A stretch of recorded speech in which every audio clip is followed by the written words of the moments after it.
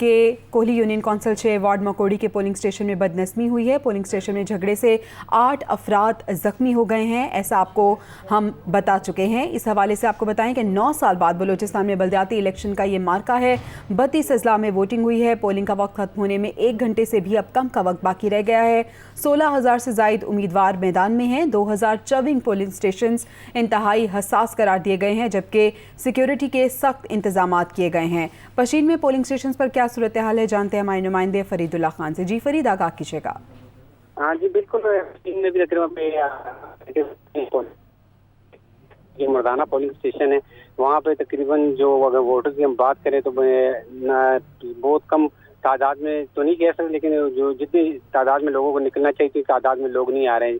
मिसाल के तौर पर पोलिंग स्टेशन तक 1400 वोट्स हैं, वहाँ तक अब तक 500 वोट कास्ट हुए हैं। तमाम पोलिंग स्टेशन 505 पोलिंग स्टेशन है, जिनमें ख्वातीन के 39 हैं, मर्दाना 33 और मुश्तरका पोलिंग स्टेशन 443 हैं, 33।